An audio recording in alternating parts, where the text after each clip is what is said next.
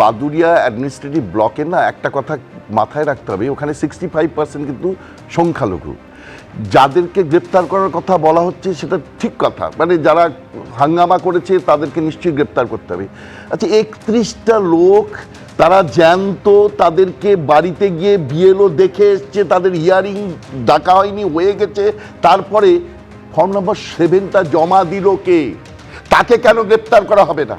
আমি প্রথম কথা বলছি, ফর্ম নাম্বার 7 যে জমা দিয়ে এসছিল তাকে গ্রেপ্তার করা হোক। কেন এই 31টা লোক বেঁচে আছে ইচ্ছা করে? এটা কি ইয়ার কি হচ্ছে? এই এতগুলো লোককে হয়রানি করা, সেই লোকগুলো উত্তেজিত হয়েছে। কীরকম নেতৃত্ব দেখুন, নেতৃত্ব উচিত ছিল ওইখানে সব কটা লোককে বসিয়ে দেওয়া, না আমরা শান্তিপূর্ণভাবে অবরোধ করবো, কাউকে যেতে দেবো না, বেরোতে দেবো না, এই না করে ভাঙচুর করে দিল। অর্থাৎ না নেতৃত্ব ঠিক আছে, আর যে লোকগুলো যেটা করে, আমি এগুলো দেখেছি জানেন, এক একটা জায়গায় দেখেছি। একজন রাজনীতিক প্রতিনিধি, রাজনীতি দলের প্রতিনিধি আমাকে দেখিয়েছেন, পাতার পর পাতা সংখ্যালঘুদের নাম, একজন করে কাউন্সিলর সে বাদ চলে গেছে। আমি দেখেছি এটা, আমি দেখেছি বলে এটা বলছি যে, এবং সে তার কাছে আমার কাছে বলেছে যে এই লোকগুলো আমি আমার পাশের বাড়িতে থাকে, বেঁচে আছে, আমি জানি, তা সত্ত্বেও তাদের নাম এর দিয়ে এসছে এবং ফোনে তাদের পাওয়া যাচ্ছে না। তো এই কাউন্সিলরগুলো যদি কেউ কাউন্সিলর বলে দিয়ে এসছে, তাদেরকে ধরা হবে না কেন?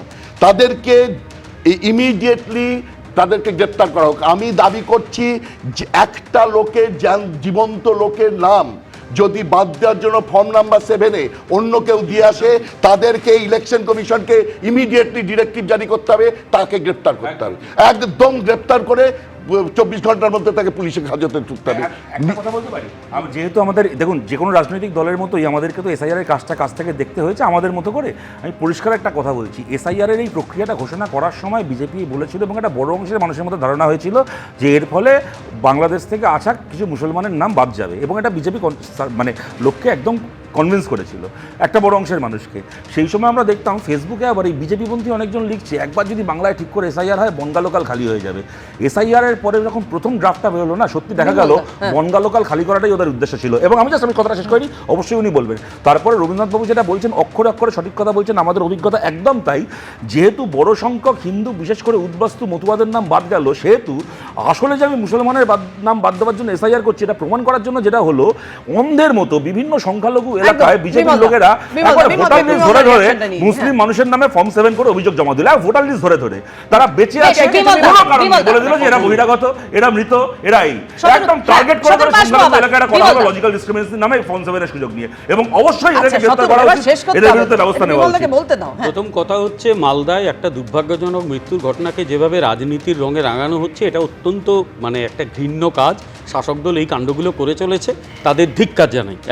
একটা মানুষ তার স্ত্রী এবং একে হারিয়েছে, তার সঙ্গে ওই এসআইআর কে জুড়ে দেওয়া হচ্ছে, তার হিয়ারিং যদি তার পরের দিন থাকে, তার অন্য ব্যবস্থা করা যেতে হবে। তার সঙ্গে যেভাবে এরা একটা ভয় ছড়াচ্ছে, এটা যে ধরনের রাজনীতি করছে, আমি আবার বলছি, তৃণমূল কংগ্রেসের এই মানুষের মৃত্যু নিয়ে রাজনীতি তো নতুন কিছু না, এর আগে তো বহু রাজনীতি করেছে এগুলো নিয়ে। আপনারা এই ঘটনা ঘটালেন, মৃত্যু আপনাদের জন্য হচ্ছে, বিজেপির শাখা সংগঠন নির্বাচন কমিশন আবার মৃত্যুর জন্য দায়ী, এটা মৃত্যুর জন্য দায়ী।